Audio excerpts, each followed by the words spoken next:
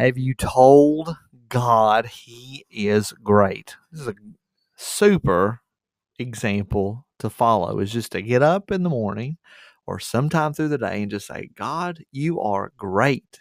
And to say it from the depths of your heart, really recognizing and seeing how great God is. If you've not read Psalm 104, I encourage you to do that and find your own space.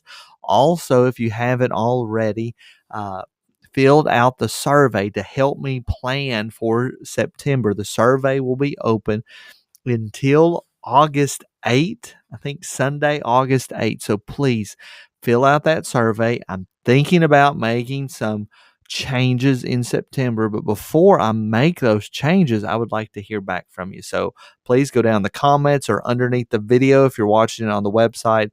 Click the button, click the link that'll take you to that survey. So let's get into Psalm 104.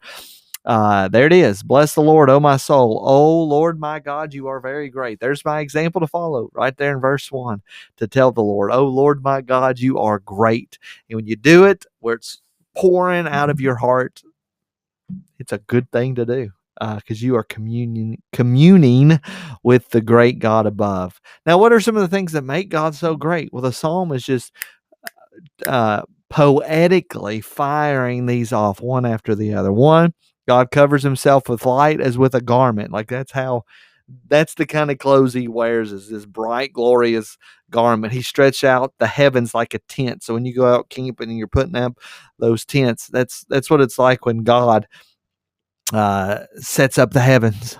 Quite a powerful God he is. Then he begins talking about creation, talks about laying the beams of the chambers on the waters, talks about he's covering the earth with the deep as with a garment. The waters stood above the mountains, talking about the separation between the heavens and the waters above, the sky above, the waters below, and then pulling back the waters where the mountains and the dry land appear.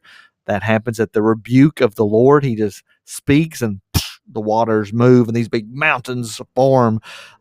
We see that God makes springs gush forth in the valley, all the waters coming down. The waters then give drink to every beast of the field. We scroll on down and we see that God makes the moon to mark the season. Isn't it interesting how the moon does have an effect on like the tide of the sea and really the old farmer's almanac, right? They utilize the lunar cycles to kind of take a guess on what a certain growing season is going to be about. So making the moon mark the seasons. The young lions, he's even taking care of them as they roar for their prey. They get their food ultimately from the Lord. And Lord, how manifold are your works. I think you just got to take a few minutes and think. And I think you'll be able to say, oh God, oh Lord, you are indeed great. What a good thing for you to say unto you, Lord. We go down here.